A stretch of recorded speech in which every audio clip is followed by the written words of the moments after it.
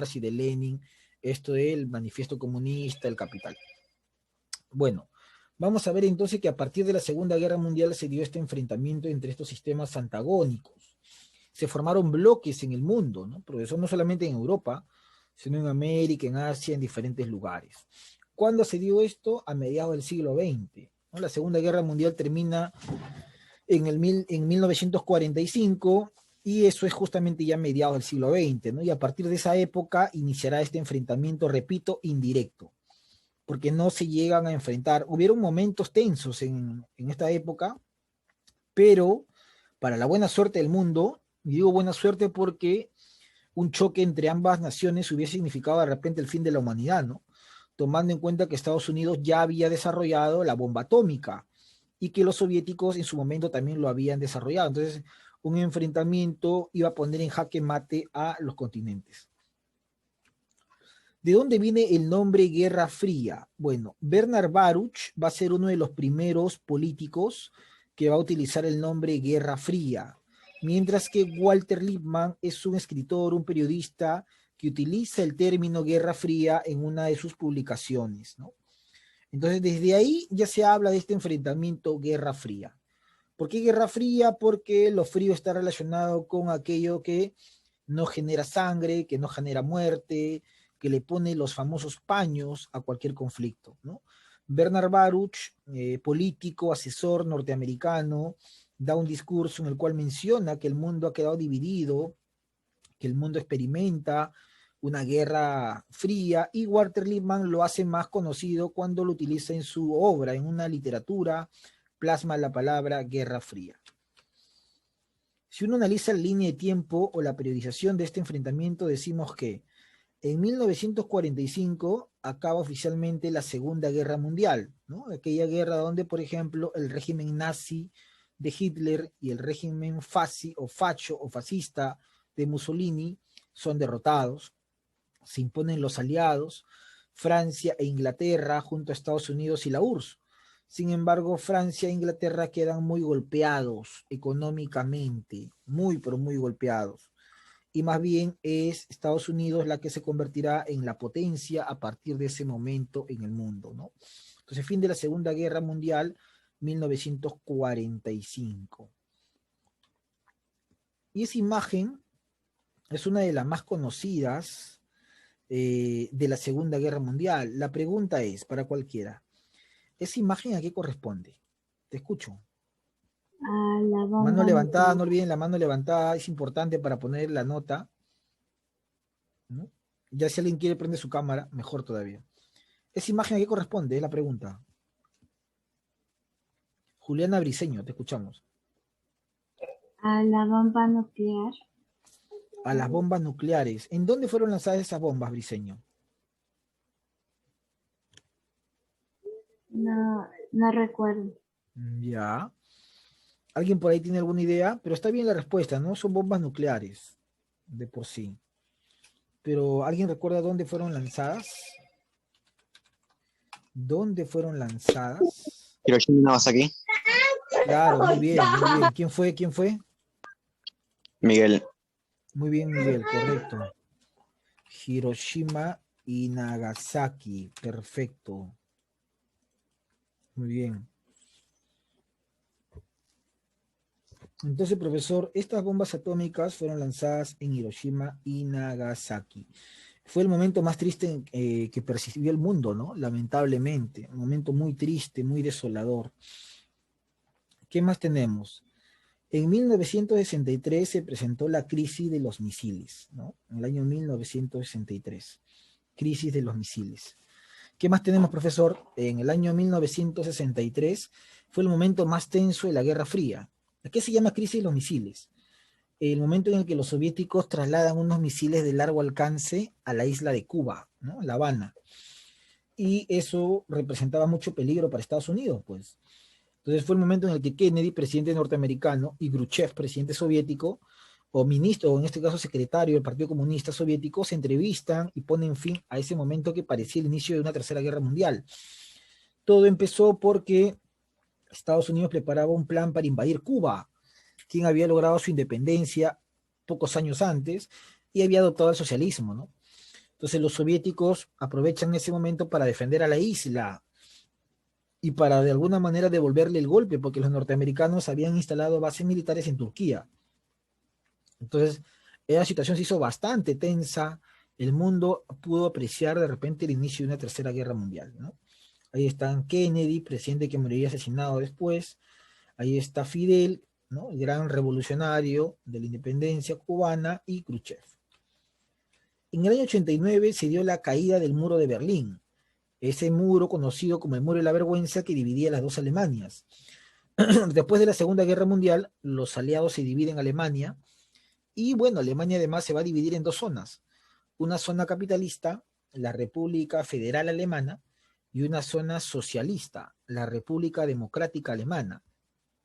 Y la caída del muro de Berlín en el año 1989 representaba la caída, representaba el fin para muchos de la Guerra Fría, ¿no? Las poblaciones de Occidente y Oriente, de la Alemania Federal y de la Alemania Democrática, se volverían a unir. Eso obviamente debilitó el bloque socialista, la URSS, que tiempo después, en el 91, se desintegra, ¿no? Y de la desintegración de la URSS nació la Federación Rusa, que se mantiene hasta el día de hoy, así como muchos estados, ¿no? Entonces se cree que fueron esos momentos los que convirtieron a Estados Unidos en el gran ganador de la Guerra Fría, ¿no? El gran ganador económica, política y culturalmente.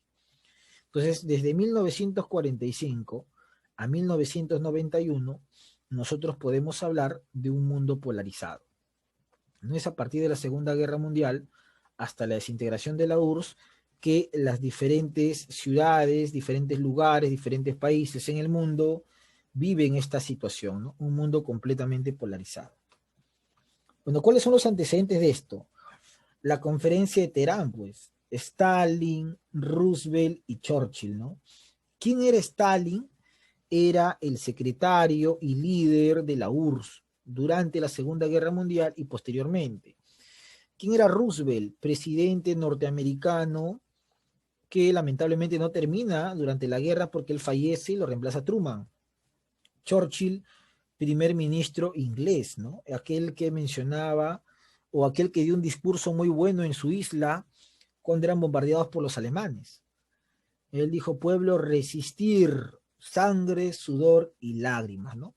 Y los ingleses pudieron soportar el asedio alemán y no fueron derrotados ni tampoco tomada la isla por los nazis.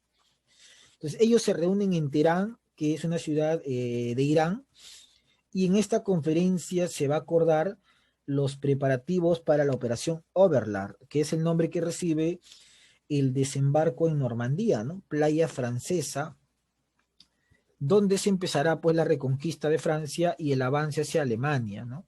La operación Overlord. Ya para esta época los nazis estaban bastante debilitados. El mismo Hitler era consciente de que ganar la guerra era casi imposible, tomando en cuenta el ingreso de Estados Unidos y todo el apoyo de América a los aliados. Luego tenemos la conferencia de Yalta. Ahí está Churchill, Harry Truman, que va a reemplazar a Roosevelt, que fallece, y Joseph Stalin, ¿no? Bueno, quien preside y dirige a la Unión Soviética. En la conferencia de Yalta sucede algo interesante. Yalta se estipula lo siguiente: como castigo y como una reparación política y económica al régimen nazi, se decide la división de Alemania, ¿no? La división de Alemania. Alemania va a ser dividida entonces en 4 zonas de ocupación: Estados Unidos, los soviéticos, Inglaterra y Francia, ¿no? Sin embargo, esta división al final se va a convertir en 2 zonas, porque ingleses y franceses dependían del capital norteamericano, ¿no? Dependían del capital norteamericano. Y más bien los soviéticos era pues el otro sector, ¿no? Totalmente antagónico a nivel político y económico. Ahí está. Características. A ver.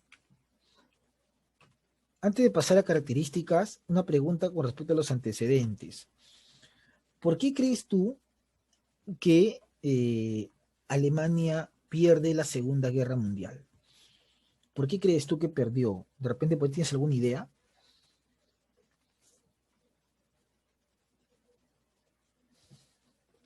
Manito levantada.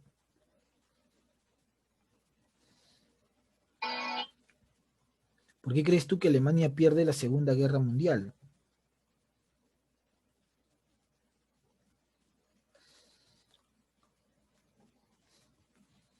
¿Alguien por ahí? Bueno, la respuesta es sencilla, ¿no? Alemania pierde la Segunda Guerra Mundial porque no tiene colonias de la misma magnitud que lo tenía Inglaterra y Estados Unidos. Y al no tener colonias, se le hacía bien complicado soportar una guerra de largo tiempo, ¿no? Como fue la Segunda Guerra Mundial. No había materia prima y soldados para poder abastecerse y enfrentar esta situación. Esa fue la gran causa de la pérdida, ¿no? Bueno, vamos a ver algunas características de la Guerra Fría. Había una constante rivalidad ideológica, eso es importante, ¿no? Por eso la rivalidad ideológica se va a mostrar en diferentes lados, no solamente en el tema de armas, sino también incluso llega al tema de cine. Hollywood va a demostrar esta pugna entre el capitalismo y el socialismo en películas como por ejemplo Rocky Balboa, ¿no? La Rocky 4. Ídolos revolucionarios como el Che Guevara, convertidos en íconos por la juventud de esa época, ¿no? Que luchaban contra un sistema aparentemente imperialista y por la libertad de un pueblo como Cuba. Aparece el símbolo más clásico de este momento, ¿no? La hoz y el martillo, que hoy día está ligado al terrorismo, pero que tiene un significado interesante en el mundo, porque la hoz es o representa al campesino y el martillo al obrero proletario en la Unión Soviética allá por el siglo XX. Y lamentablemente y tristemente ese símbolo ha sido utilizado por movimientos terroristas en Latinoamérica, ¿no? Y de ahí que se ha satanizado el símbolo hoz y martillo. Pero su significado histórico tiene que ver con la Revolución Soviética, el momento en el cual el proletariado toma el poder y se convierte en el símbolo de la URSS también en plena Guerra Fría.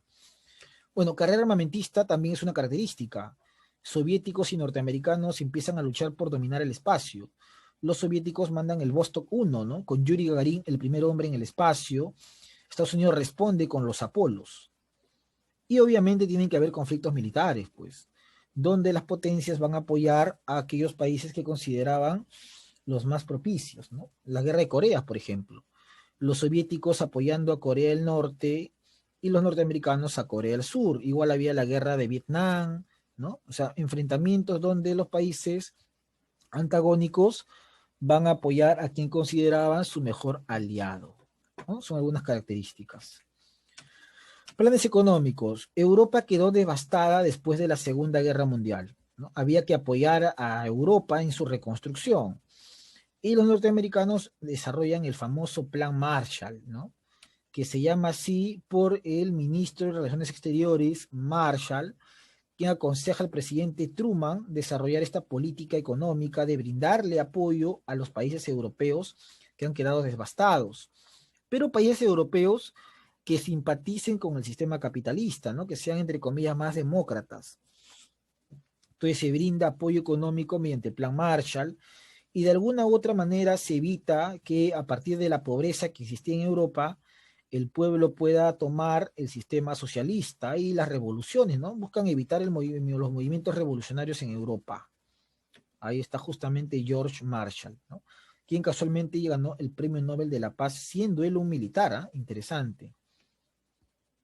Y se puede ver en el mapa los estados que recibieron ayuda económica de parte de Estados Unidos. No sé si es Europa, tú te percatas que es básicamente países de la zona occidental, ¿no? Reino Unido,